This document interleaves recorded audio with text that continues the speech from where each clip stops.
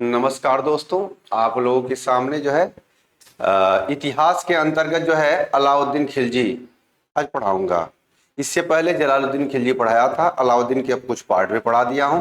अब इस पार्ट को पढ़ाते वक्त जो है हम जो चीजें बताना चाह रहे हैं उसको देखिएगा थोड़ा सा, और उसको जो है हम लोग चलते हैं पॉइंट पर। खिलजी वंश 1290 से 1320 आता है। इस खिलजी वंश के अंतर्गत मैं बताया था पहली बार खिलजी कहाँ से आए थे। तो खिलजी जो है हेलमंद नदी है आपका अफगानिस्तान में, उस नदी के किनारे रहने वाली जातियों को खिलजी जाति कहते हैं। वहीं से खिलजी भारत में आए थे और इन्हें नवीन मुसलमान के नाम से जाना जाता है। अब जलालुद्दीन खिलजी के समय जो है इन खिलजियों का मान सम्मान बढ़ता है और दिल्ली में जो है खूब अच्छा से मंगोलपुरी नामक नगर बसाते हैं, सब रहते हैं अफगानपुर के पास। और इसके बाद जो है जलालुद्दीन खिलजी जो है सबके साथ जो है बहुत प्रेम व्यवहार से रहता भी है। यहाँ पर हम आपको एक पॉइंट और बता दें कि जलालुद्दीन खिलजी एक बूढ़ा व्यक्ति है, तो उसका नजरिया हर में सॉफ्टली रहता है, सो आसान तरीके से सॉफ्ट जो है जो अपने तरीके से काम करता है। और वह जो है कभी भी जो है अपने चीजों को जो है बहुत ज्यादा उग्रवादी तरीके से नहीं काम करता है। तो जलालुद्दीन खिलजी की यह पॉइंट आप देख लीजिएगा, क्षमा करो और भूल जाओ, क्षमा करो भूल जाओ, उसकी नीति रहती है। तो इस नीति के तहत ही उसे धोखा मिलता है। 1296 में अलाउद्दीन खिलजी जो कि उसका दामाद और सगा भतीजा रहता है, उसकी हत्या कड़ा मानिकपुर के पास कर देता है। और दिल्ली में बरनी का कथन भी है कि दिल्ली में जब अलाउद्दीन खिलजी अपना राज्याभिषेक करा रहा था लाल महल में, तो जलालुद्दीन खिलजी के गर्दन से रक्त टपक रहा था। यानी जलालुद्दीन खिलजी की हत्या के बाद उसकी जो राज्याभिषेक हो जाती है। अब अलाउद्दीन खिलजी के बचपन का नाम अली या गुरसप होता है, अली या गुरसप होता है। अलाउद्दीन खिलजी के बचपन का नाम अली या गुरसप होता है। और अली जो होता है वो पढ़ा लिखा नहीं होता है, वह लेकिन व्यवहारिक नॉलेज उसके पास बहुत काफी रहता है। वो व्यवहार के रूप में कई लोग आज देखेंगे, कई हर क्षेत्रों में गांव वगैरह में देखेंगे कि बहुत से लोग ऐसे पढ़े लिखे तो नहीं, उनका दिमाग बुद्धि बहुत अच्छा है। तो इस प्रकार अलाउद्दीन खिलजी भी था। अच्छा, अलाउद्दीन खिलजी या खिलजी वंश के लोगों ने जो है एक चीज काम क्या किया था कि उलेमा वर्ग को बहुत ज्यादा महत्व नहीं दिया। यानी कि जो पादरी जो पूजा पाठ वाले हैं, धार्मिक लोग हैं, उनको वो बहुत ज्यादा महत्व नहीं दिया। वो लोग कार्य को महत्व दिए, वो कार्य के अनुसार ही कार्य करते थे। जैसे ही आप देखिएगा वो अलाउद्दीन की खिलजी का स्टेटमेंट भी है कि मैं नहीं जानता हूं कि कुरान शरीफ में क्या लिखा है या अल्लाह ने क्या कहा है, लेकिन मैं ये जानता हूं कि मैं जो कर रहा हूं अल्लाह को पसंद आएगा। यानी कि वह कार्य को पसंद कर रहा है। ठीक, अब अलाउद्दीन खिलजी के बारे में जब हम कहते हैं तो अलाउद्दीन खिलजी का समय भी देख लीजिए, 1296 से शुरू होता है, 1316 तक लगभग 20 साल वह शासन करता है। और इन 20 सालों में जो है उसने बहुत ज्यादा अच्छे कार्य भी किए। देखिए अलाउद्दीन खिलजी का जो सिस्टम बनता है यहाँ पर हम देख लेते हैं। यहाँ पर थोड़ा सा अलाउद्दीन खिलजी को थोड़ा सा समर्पित करके उसने पहला काम क्या किया भैया, इसने जो है जितने जो है जो दान दी गई जमीन है, यानी कि जो जागीर जो दान दी गई है, गिफ्ट दी है, वक्फ जमीन कहते हैं, उनको जो है क्या बना दिया भैया, सरकारी जमीन खालसा भूमि बना दिया, खालसा भूमि के रूप में कर दिया। खालसा भूमि कौन बनाया भैया, वो अलाउद्दीन खिलजी बनाया। उसके बाद जो है उसने मादक पदार्थों पर जो है, मादक पदार्थों पर यानी शराब पर पदार्थ पर तो रोक लगा दिया कि भैया आप लोग जो है शराब भांग जो खाते हैं वो जो है आप जो है दिन में नहीं खाएं भैया, रात को खा के मर जाए जी जाए वो अपनी जगह की बात है, लेकिन सार्वजनिक जगहों पर खा कर उत्पात न करें, आप इस पर रोक लगा दिया गया।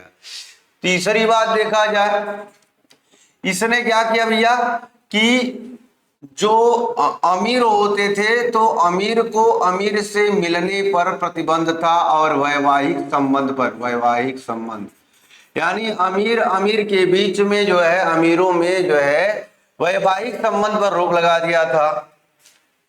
फिर जो है उसने जो है गुप्तचर व्यवस्था की शुरुआत की थी। गुप्तचर व्यवस्था, वरीद एवं ममालिक व्यवस्था, वरीद एवं ममालिक गुप्तचर व्यवस्था की शुरुआत की थी। ये तो उसके शुरुआती दौर के कार्य हुए जिससे लोगों के साथ जो है ऐसा कार्य किया गया। अब अगला, इसने राजस्व कर 50% तक वसूले। राजस्व कर 50% वसूले। इसने जो 4 कर होता है, अच्छा उसने एक और घरी कर और चरी कर नया लगा दिया। चरी कर यानी मकान टैक्स हो गया, मकान टैक्स, और चरी कर क्या है? दुधारू पशु पर कर या टैक्स। जो दुधारू पशु उनके ऊपर भी टैक्स लगेगा भाई, दूध दे रहे हैं उसमें कुछ दूध ही हमें। अगला घरी कर चरी कर, ये नया कर दो था। इसने बाजार नियंत्रण व्यवस्था लागू किया। बाजार नियंत्रण व्यवस्था, नियंत्रण व्यवस्था लागू किया। बाजार नियंत्रण व्यवस्था लागू किया। अगला, इसने सैनिकों को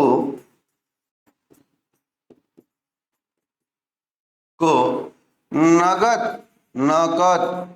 वेतन देना शुरू किया। वेतन, ठीक है, नगद वेतन दिया। इसके बाद घोड़े दागने और हुलिया रखने की व्यवस्था शुरू की। यानी कि सैनिकों का हुलिया रखने का और घोड़े दागने की व्यवस्था शुरू किया उसने। ठीक है, सैनिकों को अपना दशमलव प्रणाली पर रखा। यह भी कुछ बताया जाता है कि सैनिकों को दशमलव प्रणाली पर रखता है। ठीक, इस प्रकार से आप देखते हैं तो इसकी जो महत्वपूर्ण कार्य यही है, यही आप लोगों से पूछा जाएगा और बहुत ज्यादा डीपली नहीं आएगा। आगे के पॉइंट हम बताएंगे। तो इसने घोड़े दागने, हुलिया रखने की व्यवस्था शुरू की। इसने और क्या किया? हाँ, इसे कहा जाता, इसने विश्व विजय की सोचा था, विश्व विजय के बारे में।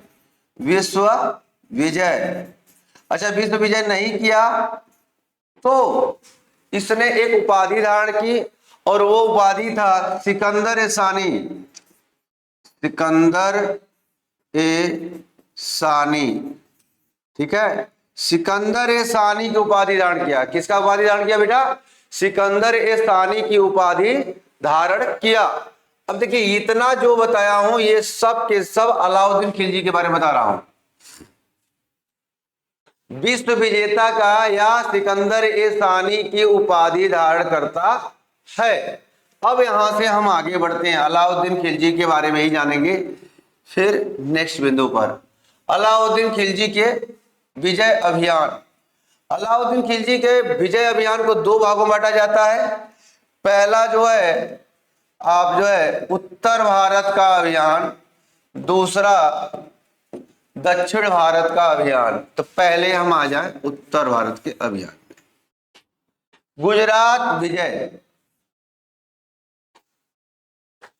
गुजरात विजय के बारे में यहां पर जाता कौन है विजय किए? नुसरत खान।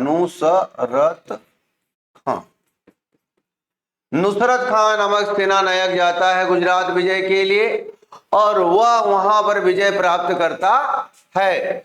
अब यहां से हम देखते हैं नुसरत खान वहां जाकर 1000 दिनार में,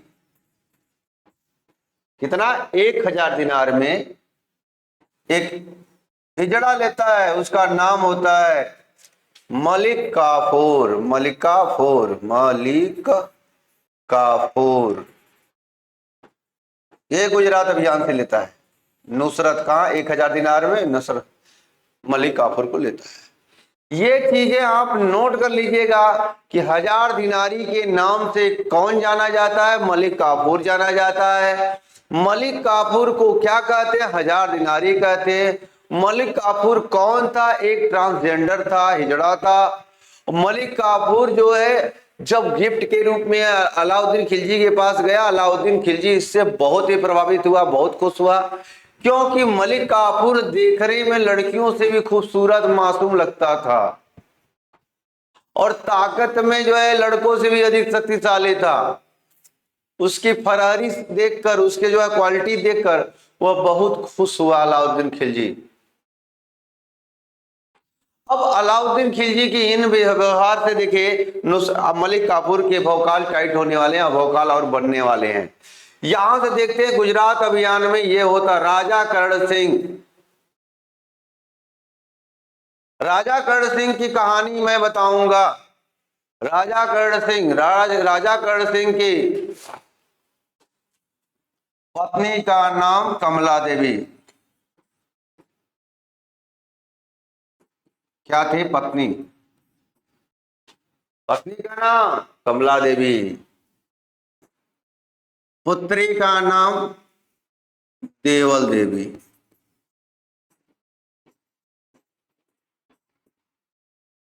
इसी देवल देवी के चक्कर में अलाउद्दीन खिलजी का लड़का पड़ जाता, कहता बाऊ शादी करा दीजिए उससे, बहुत अच्छी लगती है, उसके बिना नहीं रह सकते हैं, देवल देवी के बिना। तो राजा करण सिंह अपने परिवार को बचाने के लिए गुजरात का युद्ध करता और नुसरत खान से हार जाता और भाग जाता है। वह अपनी पत्नी कमला देवी और पुत्री देवल देवी को लेकर देवगिरी पहुंच जाता है। कहां पहुंच जाता है? देवगिरी पहुंच जाता है। राजा रामचंद्र, यादव वंशी राजा या रामचंद्र के पास, त्राईमाम बचा लीजिए, नहीं अलाउद्दीन हमारे घर की इज्जत को लूट लेगा। रामचंद्र खुश होता है, चलो ठीक है भैया हम आपको बचा लेंगे, कोई दिक्कत नहीं। लेकिन जब रामचंद्र के ऊपर जानकारी होगा कि राजा रामचंद्र कमला देवी देवल देवी को अपने यहां रख रहा है, तब अलाउद्दीन खिलजी रामचंद्र के ऊपर भी अभियान कराएगा। अभी रुक जाइए, इधर का देख लिया जाए। यहां पर हम देखते हैं तो गुजरात अभियान के तहत राजा करण सिंह जो है भागते भागते कमला देवी और देवल देवी को लेकर जब पहुंचे हैं देवगिरी, वहां पर कुछ दिन शांति से पड़े हुए हैं। लेकिन आगे देखिएगा क्या होता है घटना। दूसरा अभियान यहाँ उत्तर भारत में देखते हैं। ये तो पहला है, दूसरा अभियान है। दूसरे अभियान के तहत रणथंभौर का अभियान 1301 से शुरू होता है। यहाँ का राजा हमीर देव, राजा का नाम था हमीर देव, और हमीर देव जो है बहुत शक्तिशाली था, लेकिन वह युद्ध क्षेत्र से जो है चला गया जंगल में, अपने सैनिकों को दे दिया, कुंपा वगैरह को कि कुंपा संभालो तुम, और कुंपा वगैरह बहुत संभाले। इस युद्ध में अलाउद्दीन खिलजी की जो सेना थी एकदम हिल गई, लेकिन फिर भी दोनों सब सेना मारी गई, मतलब सेना इसकी मारी गई। रणथंभौर युद्ध जीत गया। रणथंभौर में पहली बार जौहर करने की बात आती है। पहली बार जौहर कब हुआ? रणथंभौर अभियान के तहत अलाउद्दीन खिलजी पहली बार जब यह आक्रमण रणथंभौर पर करता है। यह राजपूत घराना है, रणथंभौर का राजपूत राजस्थान में हमीर देव थे, वहां पर पहली बार जो है जौहर हो गया। एक देखिए क्वेश्चन आ जाता है आप लोगों के बच्चों में कि ये सती प्रथा जौहर प्रथा में अंतर क्या है। जब हस्बैंड की मृत्यु हो गई है और स्त्री जो है कहती है कि हम तुम्हारे बिना नहीं रह सकते हैं, तो उसके चिता के साथ जलने के लिए जब तैयार हो जाती है उसे सती कहते हैं। वहीं जौहर के लिए कहा क्या जाता है कि जब हस्बैंड किसी बड़े अभियान पर जाता है, उसका आने की गारंटी नहीं है, और हस्बैंड कहता है कि प्रिय हो सकता है कि मैं न आऊं, तो वहां पर जो है क्या होता है, अपने वाइफ को पूरे श्रृंगार में देखते हैं, आशीर्वाद देते हैं। और स्त्री अपनी पवित्रता बनाने के लिए, ये केवल हमारे लिए आप है, 7 जन्मों में हमारी भारतीय संस्कृति 7 जन्म को मानती है, इसलिए 7 जन्मों का हमारा तुम्हारा रिश्ता है। इस जन्म में दुष्ट इंसान आ गया, चलिए हम कूद के मर जा रहे हैं, अगले जन्म में फिर से मिलेंगे। इस 7 जन्म के रिश्ता को पवित्र बनाए रखने के लिए पति से पहले वहां पर युद्ध क्षेत्र में झंडा हुआ करता था, और वो झंडा जब नीचे गिरता है तो समझ लेते कि हमारा पति का अंत हो जाता है। जब तक झंडा खड़ा है, पति झंडा की तरह खड़ा है। और रतन सिंह भी ऐसे होगा, और वहां पर झंडा जो गिरता है, वहां रणथंभौर की महिलाएं जौहर कर लेती है। लेकिन भारी मात्रा में जौहर कहां होता है? चित्तौड़ में, मेवाड़ में। भारी मात्रा में जो आपका होता है वो चित्तौड़ है, मेवाड़ है, और कोई नहीं है। और यहां पर मेवाड़ में या चित्तौड़ में 1303 ईस्वी में राजा रतन सिंह, राणा रतन सिंह युद्ध में एकदम डटे रहते हैं, और कहते भी हैं सर कटने के बाद भी एक दिन लड़ने की क्षमता हो, वह राजपूत होता है। तो अपने आप को तो बताने सिद्ध किए हैं। अब यहां पर युद्ध क्यों होता है? रणथंभौर का युद्ध होने के बाद यहां का युद्ध का कारण जो है बताया जाता है कि मेवाड़ के राजा रतन सिंह की 2 पत्नियां थी। बड़ी पत्नी का नाम नागमती, जो सुंदर थी, लेकिन चमत्कृत तरीके का सुंदर हो जाना, आश्चर्य वाला सुंदर हो जाना, आकर्षण वाला सुंदर हो जाना वो नहीं थी। उतना सुंदर तो उनकी दूसरी पत्नी पद्मिनी, जिसे पद्मावती कहा जाता है। तो पद्मावती बहुत खूबसूरत थे, श्रीलंका के सिंगल द्वीप से वह शादी करके लाए थे, काफी खूबसूरत थे। तो अब यहाँ पर सुंदरता का बात करें तो दूसरी पत्नी सुंदरता के नाम से जानी जाती है। और इस पत्नी के बारे में जब अलाउद्दीन खिलजी को मालूम होता है, क्योंकि वह अच्छी चीजों का बड़ा शौकीन था, हम आपको बताए हैं कि उसे जो है यहाँ पर कमला देवी और उसकी पतपुत्री देवल देवी पसंद आ गई थी, तो उसने जो है गुजरात अभियान कर दिया। ऐसे ही मेवाड़ अभियान के अंतर्गत 1303 में जो है यही रतन सिंह वाला घटना घटता है। रतन सिंह जाते वक्त अपने सभी पत्नियों से, राजघराने की महिलाओं से कहते हैं जब तक मेरा झंडा खड़ा है समझे हम जिंदा है। और यही होता है, युद्ध होता है। युद्ध के बाद रतन सिंह की जब धोखे से हत्या कर दी जाती है, उसके बाद महिलाओं ने, 1000 महिलाओं ने जौहर कर लिया। इस प्रकार से मेवाड़ का चित्तौड़ का अभियान होता है। रतन सिंह की मृत्यु के उपरांत यह खत्म होता है। जालौर अभियान एक सामान्य सा अभियान होता है, जहां का राजा जो है काहनदेव होता है और वह नतमस्तक हो जाता है। उत्तर भारत में कुल कितने अभियान होते हैं? 4 अभियान होते हैं। उत्तर भारत में कुल कितने अभियान होते हैं? 4 अभियान होते हैं। और अब चलते हैं हम दक्षिण भारत में। दक्षिण भारत में जाने के बाद राजा कर्ण सिंह जो कमला देवी है, ये जो है भागे हुए हैं, देवगिरी आए हुए हैं।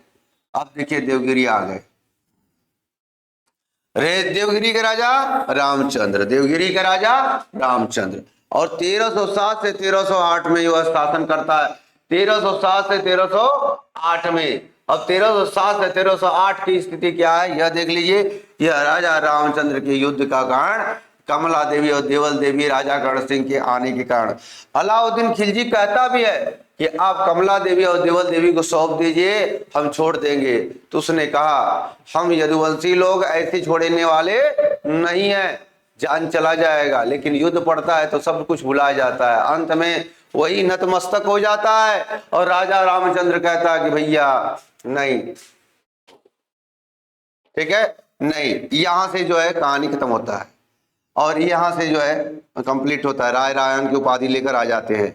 अगला तेलंगाना अभियान। तेलंगाना अभियान से प्रताप रुद्र देव है, प्रताप रुद्र देव ही क्या दिए थे? कोहिनूर हीरा।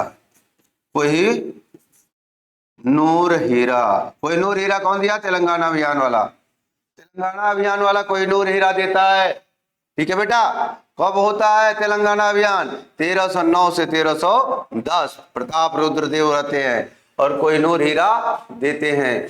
इस प्रकार से आप देखते हैं प्रताप रुद्र देव की कहानी शुरू होती है और कोहिनूर हीरा यहां से लेकर जाते हैं। अगला होयसल अभियान है, वीर भल्लाल है, युद्ध में हार जाता है। और चौथा अभियान यहां पर भी है। चौथा अभियान के बारे में हम कहते हैं कि यह युद्ध कोई नहीं था, यह कोई युद्ध नहीं था। दो भाई थे, वीरपांड और सुंदरपांड। वीरपांड और सुंदरपांड। वीरपांड का साथ, अच्छा इस अभियान, तीनों चारों अभियान को करने वाला दक्षिण भारत में कौन है भैया? मलिक काफूर है, मलिक काफूर। सभी अभियान को करने, ये सब अभियान को करने वाला कौन था? मलिक काफूर था। और मलिक काफूर इन सभी अभियान को कंप्लीट करके आता है। अब यहां पर पांड्य अभियान की कहानी जब होती है तो पांड्य अभियान की कहानी में एक महत्वपूर्ण बात है कि वीरपांड और सुंदरपांड के बीच में उत्तराधिकार की लड़ाई हो रही थी। उस उत्तराधिकार की लड़ाई में सुंदरपांड का साथ जो है दिल्ली सल्तनत के शासक अलाउद्दीन खिलजी की तरफ से मलिक काफूर देता है। और यही पांड्य अभियान से इसको काफी संपत्ति मिलती है, क्योंकि भाई झगड़ा हम फरियाए हैं तो कुछ पैसा लेकर जाएंगे। तो खूब बढ़िया से हीरा जवाहरात लेकर जब के लेके आया। तो इसको जो ये युद्ध लड़ने के लिए नहीं था, यह हिस्सादारी बटाने के लिए था। और सभी अभियान जो युद्ध लड़ने वाला था। इस प्रकार से हम देखते हैं अलाउद्दीन खिलजी का उत्तर भारत और दक्षिण भारत अभियान चलता है। इस अभियान के ही तहत आप देखते हैं कि उत्तर भारत में गुजरात अभियान होता है। गुजरात का राजा राजा कर्ण सिंह होता है, रणथंभौर हमीरदेव होता है। और मेवाड़ चित्तौड़ जानते रतन सिंह है, जालौर है, काहनदेव है। अच्छा, अलाउद्दीन खिलजी के बारे में कुछ बातें और। तो महत्वपूर्ण बातें पहले क्या था कि अलाउद्दीन खिलजी जो है अपने को जनता का चरवाहा, यानी जनता का, ठीक, जनता का चरवाहा अलाउद्दीन खिलजी को कहा जाता है। अलाउद्दीन खिलजी जनता का चरवाहा अलाउद्दीन खिलजी को कहा जाता है, खिलजी को कहा जाता है।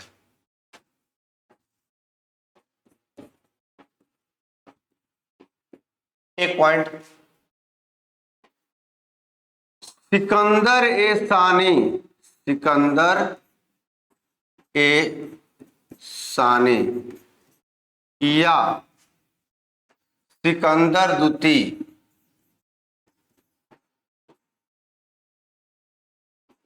के नाम से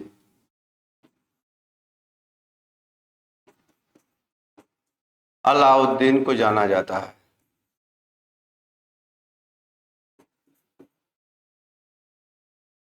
को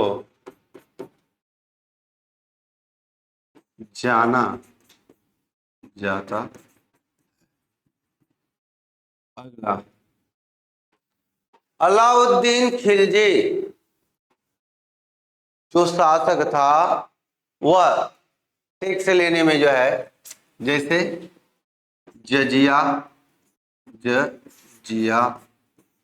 जकात, खोम्स, खराज, ये चार टैक्स जो पहले से लगते थे उसका सिस्टम यह था, ये बताया हूं फिर रिवीजन कर दे रहा हूं कि जैसे जजिया तो भाई 2.5% लिया जाएगा, ये तो जानते ही हो, या 40वां भाग। जकात, एक मिनट गलती हो गया, इसमें जो है ये हो जाएगा आपका जजिया जो है, ये जजिया आपका जो है धार्मिक कर था, यानी जो गैर मुसलमान थे उनसे लिया जाता था।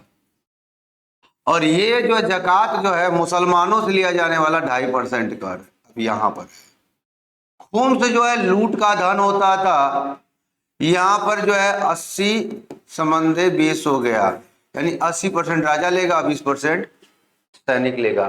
पहले क्या था, 80% सैनिक लेता था, 20% राजा लेता था। उसका उल्टा कर दिया अलाउद्दीन खिलजी। खराज जिसे राजस्व कहते हैं वो 50% लेने लगा, यानी आपके खेत में 1 कुंटल गेहूं हुआ तो 50 किलो राजा का, 50 किलो तुम्हारा। कम हुआ तो वो आधा आधा। इस प्रकार से अलाउद्दीन खिलजी का देखा जाता है। अब अलाउद्दीन खिलजी के बाद जो शासक आते हैं, शिहाबुद्दीन उमर। शिहाबुद्दीन उमर एकदम योग्य शासक नहीं था, इसीलिए वह 1 साल भी ठीक से नहीं चल पाया। इसके बाद आता है मुबारक खिलजी। मुबारक खिलजी के बारे में कहते हैं कि 1316 से 1320 यानी केवल 4 साल शासन किया मुबारक खिलजी, जो कि बहुत ज्यादा अनुशासन में रहा, बहुत ज्यादा दबाव में रहा। और अलाउद्दीन खिलजी का शासन खत्म होते ही उसका दिमाग जो है स्वतंत्रता का चरम सीमा दाटने लगा। वह अजीबो गरीब काम करने लगा, स्त्रियों का कपड़ा पहनकर दरबार में आने लगा और स्त्रियों के साथ जो है अभद्र व्यवहार करने लगा। ये उसका जो है, और अपने आप को क्या धर्म गुरु घोषित कर दिया, खलीफा। तो दिल्ली सल्तनत में पहली बार खलीफा की उपाधि धारण करने वाला मुबारक खिलजी। मुबारक खिलजी जो है खलीफा की उपाधि धारण करता है। शिहाबुद्दीन उमर छोटा सा बालक रहता है, उसकी हत्या करके ये मुबारक खिलजी राजा बन जाता है। अब यहां पर मुबारक खिलजी का जो अत्याचार है, दरबार में अडमन व्यवहार करना है, जैसे साड़ी पहन के आया, घूंघट काट के पूछा कौन, अगर घूंघट में हो तो कौन है, सब लोग जानते नहीं है राजा है, लेकिन बेवकूफ भी करता था। तो इस प्रकार का आपका जो मुबारक खिलजी का कहानी था। तो स्त्रियों का कपड़ा पहनना क्वेश्चन आ सकता है, कौन भैया, मुबारक खिलजी स्त्रियों का कपड़ा पहन लिया, कभी नंगा दौड़ता था, ये गलती उसकी थी। और उसके बाद नासिरुद्दीन खुसरो शाह ये सबको ढाक गए। ये पैगंबर मोहम्मद साहब का जगह लेना चाहते थे, जो हमारे धर्म गुरु पैगंबर मोहम्मद साहब हैं इस्लाम धर्म के, उनका जगह ये लेना चाह रहे थे कि मैं भी पैगंबर बनूंगा। एक लोग खलीफा बन रहे थे, एक लोग पैगंबर बनने लगे। तो जब आदमी अपने नेचुरल सोच को छोड़कर अंडबंड काम करता है, उल्टा सीधा करता है, तो उसका हरासमेंट होता है। और इसी प्रकार नासिरुद्दीन खुसरो शाह की हत्या कर दी जाती है और इसके बाद नए राजवंश की स्थापना होती है और उस राजवंश का नाम होता है तुगलक वंश।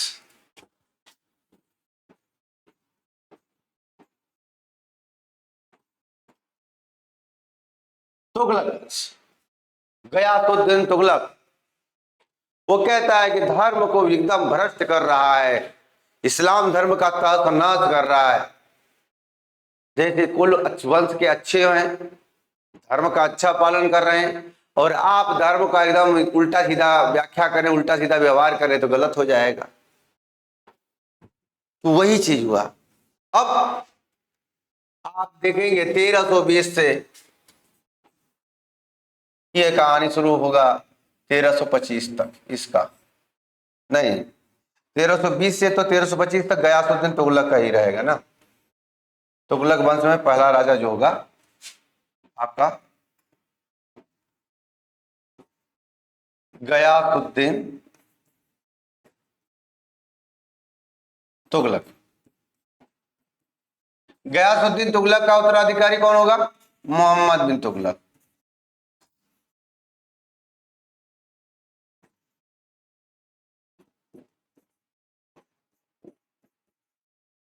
मोहम्मद तुगलक का उत्तराधिकारी फिरोज शाह तुगलक।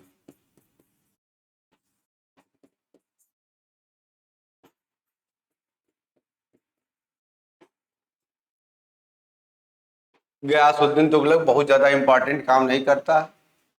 इसने पहली बार नहरों का निर्माण करवाया।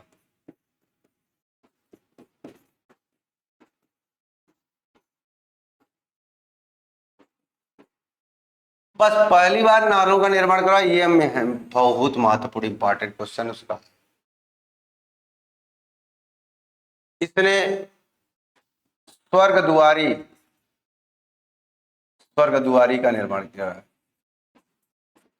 जिसे 56 कोट महल कहते हैं। ठीक, अब यहां से देखते हैं तो सब इंपॉर्टेंट बातें आ रही हैं। इसका लड़का मोहम्मद बिन तुगलक पूरे दिल्ली सल्तनत में सबसे अधिक पढ़ा लिखा था। सबसे अधिक पढ़ा लिखा कौन था? मोहम्मद बिन तुगलक। और मोहम्मद तुगलक की जो कहानी थे कि पागल सन के कुछ कहते हैं, तो क्यों कहते हैं? क्योंकि इसका व्यवहार ही ऐसा था। जो व्यवहारिक नॉलेज था, उस व्यवहारिक नॉलेज का प्रयोग वह नहीं करता था। वो किताबी नॉलेज के अकॉर्डिंग वो उसको जो है इंप्लीमेंट कराना चाहता था, उसको लागू करना चाहता था। उसके जो है मोहम्मद बिन तुगलक के कुल 5 योजनाएं हैं, जो कि मैं आपके सामने रख रहा हूं। तो रा दोरा सा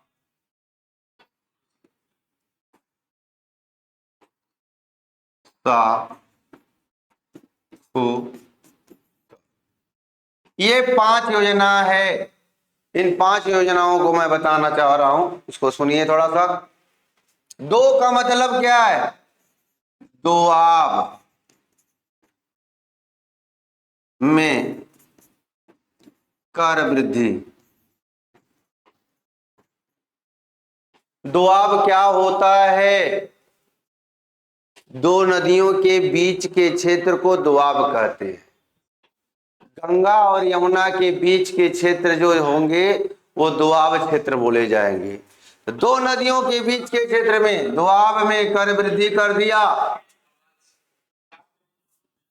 राजधानी परिवर्तन, राजधानी परिवर्तन, उसने राजधानी परिवर्तन किया। उसने सांकेतिक मुद्रा जारी किया। सांकेतिक,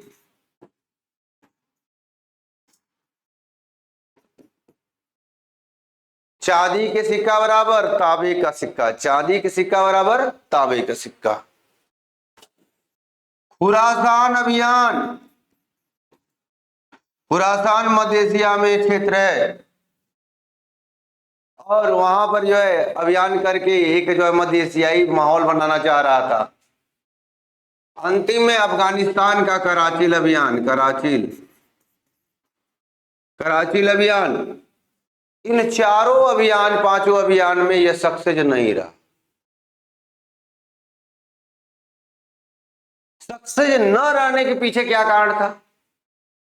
सही से उस पर इंप्लीमेंट न करना, सही से उसका प्रयोग नहीं करना। जैसे दुआब में कर वृद्धि, जिस वर्ष वह दुआब में कर वृद्धि किया था, वो पहले इतिहास को एकदम उठाया और इतिहास पढ़ने शुरू कर दिया। कहा कि अलाउद्दीन जो है अपने शासनकाल में 50% टैक्स लेता था, भू राजस्व 50% लेता था, 1 कुंटल गेहूं में 50 किलो लेता था, तो अमरो रहेगा। लेकिन जिस साल वो टैक्स लेने के लिए गया, उसी साल सूखा पड़ा हुआ। अब बताइए, अब जब सूखा पड़ा है, लोगों को अपने खाने के लिए नहीं है, तो आपको टैक्स क्या देंगे? लेकिन जबरी कर दिया, तो लोग अपने खेते में डायरेक्ट, अच्छा तुम्हारा नंबर है, आज खेत में आग लगा देंगे। खेतवा में आग लगा देते थे, खेत जल जाता था। घबरा गया कि पूरा लोग जला लेंगे तो फिर खर्चा पानी हमें को देखना पड़ेगा। रुको रुको रुको, दुआ कर वृद्धि रोक दिया, कह दिया कि नहीं रुको, अब दुआ में हम टैक्स अभी नहीं लेंगे, लेकिन दुआब के लोगों के लिए मैं एक काम और करने जा रहा हूं। क्या? दीवान ए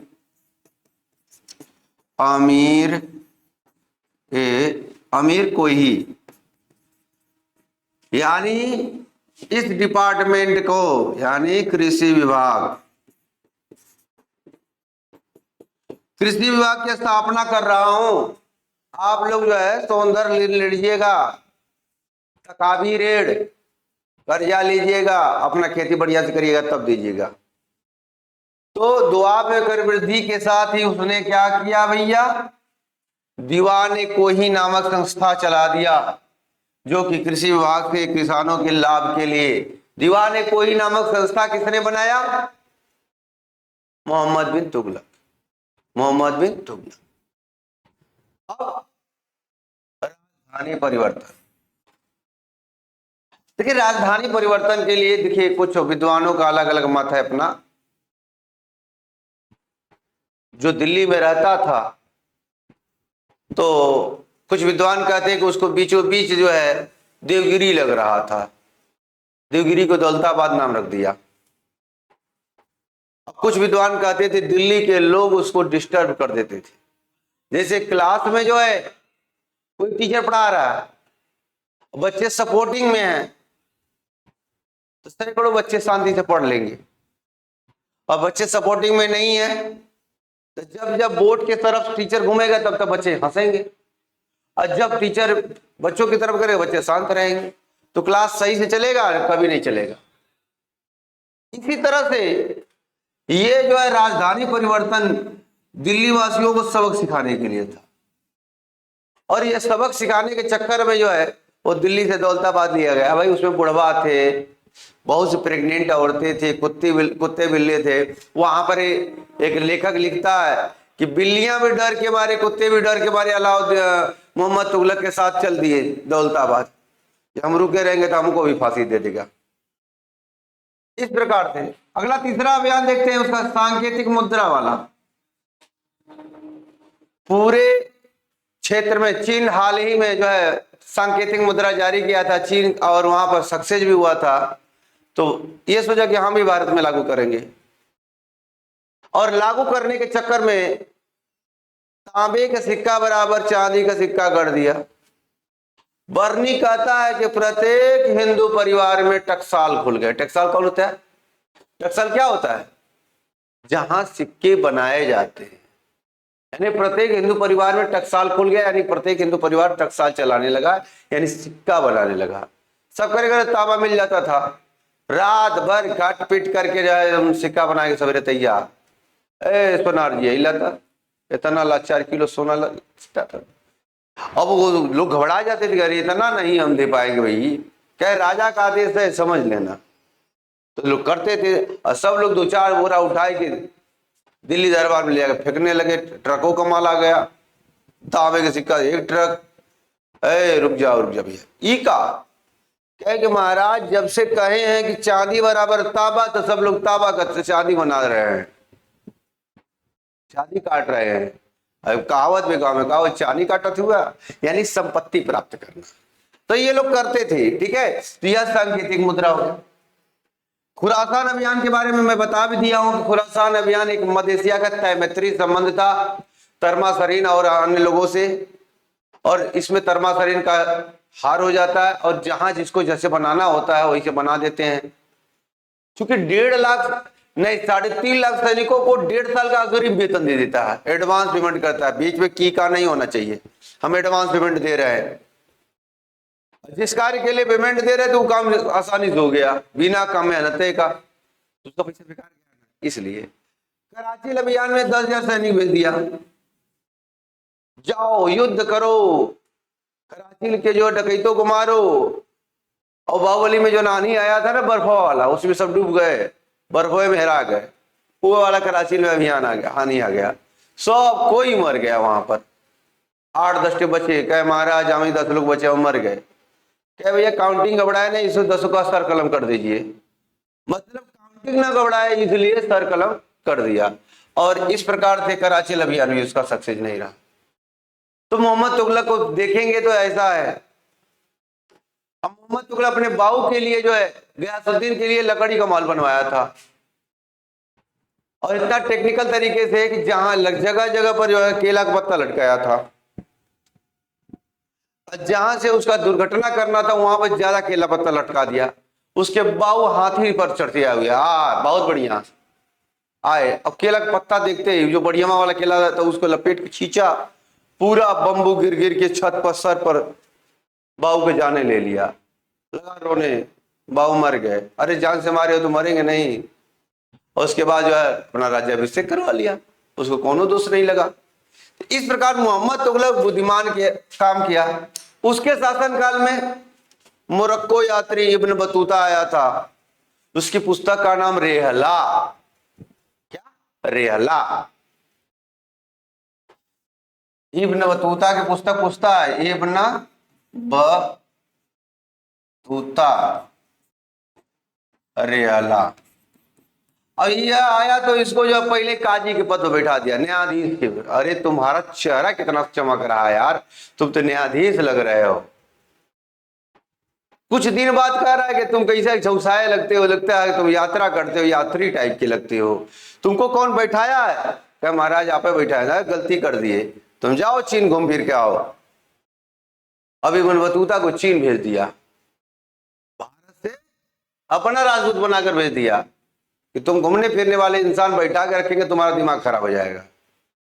और जाके रास्ते में लिखा कि मोहम्मद तुगलक बहुत बढ़िया है, जानता था कि बढ़िया नहीं लिखेंगे तो घबरा जाएगा मामला। तो इस प्रकार से आपका जो है इब्न बतूता के बारे में आता है। इसके दरबार में जिन प्रभासूरी आते हैं तो एक गोल टेबल पर बैठता है, सामने जिन प्रभासूरी अपने रहता है, कहता कि आपको कोनो दिक्कत होगा तो बताइएगा। तलवारवा इसे ठीक ठीक कर रहा था, रात भर बैठा के डिस्कशन किया उनको, रतिया भर। उनको जब आई आता था, लेकिन सोने की बात नहीं करते थे क्योंकि सुला देता बढ़िया से। तो इस प्रकार से वह सभी धर्मों के लिए डिस्कशन भी करता था। और आप समझ लीजिएगा ये सब जो बिंदु बता रहे हैं आगे और भी अच्छे से इसको लिख देंगे। तो आज इतना ही रहेगा बेटा, ठीक है। जय हिंद, जय भारत।